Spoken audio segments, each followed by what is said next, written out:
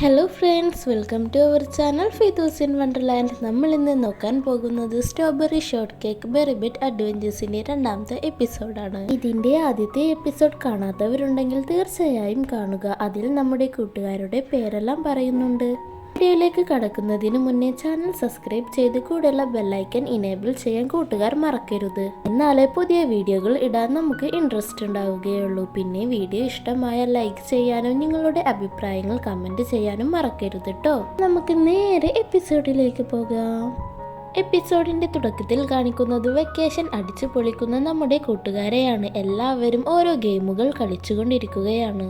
Shuttle ബാറ്റിൽ plum ജയിച്ചു. Jerry jam തന്റെ മോഡലിംഗിൽ നിന്ന് ലീവ് എടുത്തേക്കുകയാണ്. അവൾ അവളുടെ മാനേജറിനോടും ട്രെയിനറോടും സ്റ്റൈലിസ്റ്റിനോടും എല്ലാം വെക്കേഷന് ലീവ് പറഞ്ഞ് റിലാക്സ് ചെയ്ത് ഇരിക്കുകയാണ്. ഈ അവധിക്കാലം ബെറി ബിറ്റ് സിറ്റിയിൽ തന്നെ ആഘോഷിക്കാനാണ് ജെറി ജാമിന്റെ തീരുമാനം. ഈ കാര്യം മറ്റു കൂട്ടുകാരോടും പറഞ്ഞപ്പോൾ അവർക്കും സന്തോഷമായി.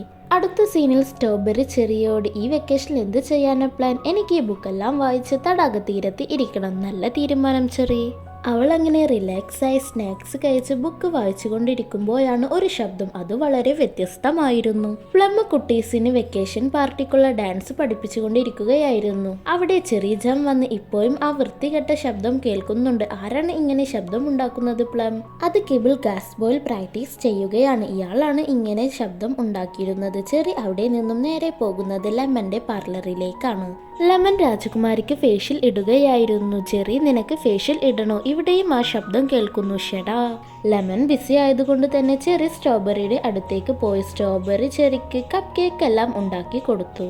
ചെറി സ്ട്രോബെറിയോട് ഇവിടെയുള്ള എല്ലാവരും പാർട്ടിക്കുള്ള തയ്യാറെടുപ്പിലാണ്. പ്ലം ഡാൻസ് പഠിപ്പിക്കുന്നു. ലെമൺ ആളുകളെ ഒരുക്കുന്നു. എനിക്കും എന്തെങ്കിലും ചെയ്യണമെന്ന് ആഗ്രഹമുണ്ട്. സ്ട്രോബെറി ചെറിയോട് എനിക്ക് തോന്നുന്നു ഇവിടെ ഇപ്പോൾ ആവശ്യം ഒരു മ്യൂസിക് ടീച്ചറെയാണെന്ന്. ചെറി ജാമിനും ആ ഐഡിയ അങ്ങ് ഇഷ്ടപ്പെട്ടു. പ്ലമിന്റെ സ്റ്റുഡിയോയിലാണ് അവൾ മ്യൂസിക് പഠിപ്പിക്കുന്നത്. മറ്റു കൂട്ടുകാരും മ്യൂസിക് പഠിക്കാനായി അവിടേക്ക് വന്നു. ചെറി ജാമിന് അത് ഒരുപാട് ഇഷ്ടമായി. അടുത്ത സീനിൽ കാണിക്കുന്നത് നല്ല മനോഹരമായി തന്നെ ഡ്രം വായിക്കുന്ന പ്ലമ്മിനെയാണ്. ചെറി ജാം പ്ലമ്മിനോട്, നീ മനോഹരമായി തന്നെ ചെയ്യുന്നുണ്ടല്ലോ, അടുത്ത പാർട്ടിക്ക് നീ ഇത് ഒറ്റയ്ക്ക് പ്ലേ ചെയ്യണം എന്ന് പറഞ്ഞിട്ട് പോയി. പ്ലമ്മിന് താൻ അടുത്ത പാർട്ടിക്ക് ഇത് ഒറ്റയ്ക്കാണ് പ്ലേ ചെയ്യേണ്ടത് എന്ന് കേട്ടപ്പോൾ തന്നെ ടെൻഷനായി. അവൾ പ്രാക്ടീസ് തുടങ്ങി. പ്രാക്ടീസിന്റെ ഇടയ്ക്ക് എങ്ങനെയോ മയങ്ങിപ്പോയി. മയക്കത്തിൽ അവൾ ഒരു സ്വപ്നം കാണുകയാണ്. പാർട്ടിക്ക് ഡ്രം പ്ലേ ചെയ്തുകൊണ്ടിരിക്കുമ്പോൾ അത് തെറ്റിപ്പോകുന്നു. എല്ലാവരും അവളെ കളിയാക്കുന്നു. ആ ദുസ്വപ്നത്തിൽ നിന്ന് അവൾ ഞെട്ടിയുണർന്നു. പിന്നീട് അവൾക്ക് പേടിയും ടെൻഷനുമായി. പാർട്ടിക്കിടയിൽ എങ്ങാനും തന്റെ തെറ്റിപ്പോയി കുളമായി ആളുകൾ കളിയാക്കിയാലോ? അടുത്ത സീനിൽ കുട്ടീസിന് ഡാൻസ് പഠിപ്പിച്ചു കൊടുക്കുകയായിരുന്നു പ്ലം. പെട്ടെന്ന് അവളുടെ കയ്യിൽ നിന്നും സ്റ്റിക്ക് താഴേക്ക് വീണു. അവളുടെ കൈ ഉളുക്കിപ്പോയി.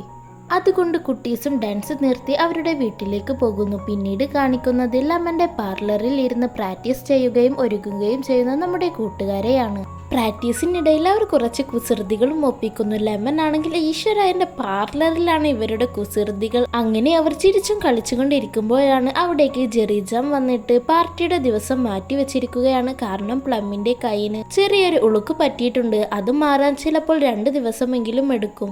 അവരും അത് ഓക്കെ പറഞ്ഞു. അടുത്ത സീന് റസ്ബെറി ചെറിയ ജാമിന് പിയാനോ വായിച്ച് കാണിച്ചു കൊടുക്കുകയാണ്. നന്നായി തന്നെ റസ്ബെറി വായിക്കുന്നുണ്ട്. എന്നാ പാർട്ടി നാളെയാണ്. അയ്യോ, നാളെയാണോ? എനിക്ക് പ്ലമ്മിന് ഒരു ഡ്രസ്സ് തുന്നിക്കൊടുക്കേണ്ട ആവശ്യമുണ്ടായിരുന്നു. ഞാൻ ഈ സമയം കൊണ്ട് എങ്ങനെ പ്രാക്ടീസും ഡ്രസ്സിന്റെ കാര്യവും നോക്കും?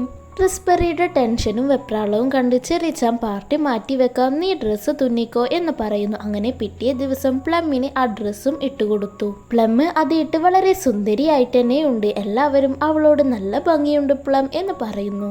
പെട്ടെന്നായിരുന്നു അത് സംഭവിച്ചത്. പ്ലം വീണു. അവളുടെ തണ്ടലിന് വീണ്ടും ഉളുക്ക് പറ്റി. എനിക്ക് ഈ അവസ്ഥയിൽ ഇരിക്കാൻ പറ്റുമെന്ന് തോന്നുന്നില്ല. ഇത് മാറാൻ ചിലപ്പോൾ 2 ദിവസമെങ്കിലും എടുക്കും. പാർട്ടി ഇനിയും മാറ്റിവെക്കാൻ പറ്റുമോ? പ്ലം, നിനക്ക് വയ്യാത്തത് കൊണ്ടല്ലേ പാർട്ടി നമുക്ക് ഇനിയും നീട്ടിവെക്കാം. അവരത് സമ്മതിച്ചു.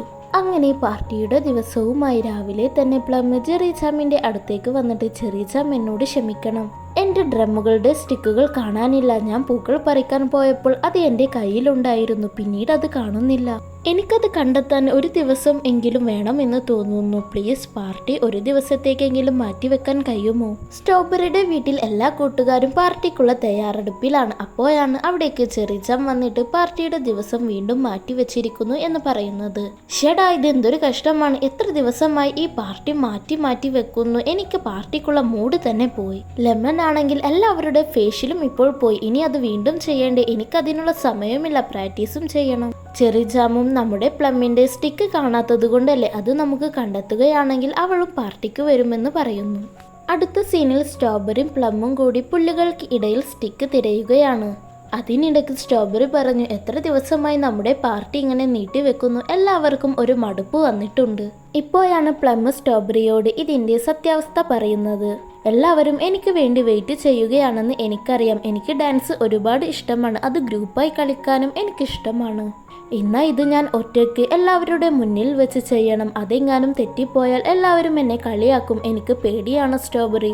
ഇതിനു വേണ്ടിയാണോ നീ ഇത്രയും നാളും ഒഴിവ് കീവുകൾ പറഞ്ഞു നടന്നിരുന്നത്? ഞാനൊന്ന് നോക്കട്ടെ, നീ ഡ്രം എങ്ങനെയാണ് പ്ലേ ചെയ്യുന്നതെന്ന്. ശരിയായിട്ടാണോ തെറ്റായിട്ടാണോ എന്ന് എനിക്ക് പറയാമല്ലോ. പ്ലമ്മും അത് ഓക്കെ പറഞ്ഞു തന്റെ സ്റ്റുഡിയോയിലേക്ക് സ്ട്രോബെറിയെ കൊണ്ടുപോയി ഡ്രം പ്ലേ ചെയ്ത് കാണിച്ചു കൊടുക്കുകയാണ്. സ്ട്രോബെറി അപ്പോൾ അതിനിടയ്ക്ക്, ഇത് കാണാൻ ഞാൻ ലെമനെയും കൂടിയും വിളിക്കാം, റസ്ബെറിയെയും കൂടിയും വിളിക്കാം എന്ന് പറഞ്ഞ് കൂട്ടുകാരെയെല്ലാം അവിടേക്ക് വിളിച്ചു വരുത്തുന്നു. നമ്മുടെ കൂട്ടുകാരെല്ലാവരും ഇപ്പോൾ ആ സ്റ്റുഡിയോയിലുണ്ട്. ഇതൊന്നും അറിയാതെ പ്ലം നല്ല മനോഹരമായി തന്നെ ഡ്രം വായിച്ചു കൊണ്ടിരിക്കുകയാണ്. അവസാനം എല്ലാവരും കൈയടിച്ചിട്ട്, അടിപൊളിയായിട്ടുണ്ട് പ്ലം, നീ എന്ത് മനോഹരമായിട്ടാണ് ഡ്രം പ്ലേ ചെയ്യുന്നത്, പൊളിച്ചു. ഇതെല്ലാം കേട്ടപ്പോൾ പ്ലമ്മിന് സന്തോഷമായി. എല്ലാ കൂട്ടുകാരുടെയും മുന്നിൽ വെച്ച് താൻ മനോഹരമായി തന്നെ ഡ്രം വായിച്ചു എന്ന് പറഞ്ഞപ്പോൾ തന്നെ അവൾക്ക് കോൺഫിഡൻസ് കൂടി. അങ്ങനെ അവിടേക്ക് എല്ലാവരും ഒത്തുകൂടി പാർട്ടി നടത്തുകയാണ്. എല്ലാവരും അവരുടെ ഇൻസ്ട്രുമെന്റ്സ് വളരെ മനോഹരമായി തന്നെ വായിച്ച് പാർട്ടി ആഘോഷിക്കുന്നു. ഈ കഥയിൽ നിന്നും നിങ്ങൾക്ക് എന്താണ് മനസ്സിലായത്? നമ്മൾ എവിടെ തളർന്നാലും നമ്മളെ പിടിച്ചുയർത്താൻ അല്ലെങ്കിൽ നമുക്ക് കോൺഫിഡൻസ് തന്ന് അത് സാധിക്കുമെന്ന് പറയാൻ ഒരാളുണ്ടായാൽ മതി. ആ ഒറ്റൊരു കോൺഫിഡൻസ് മതി നമുക്ക് എന്തിലും ജയിക്കാൻ.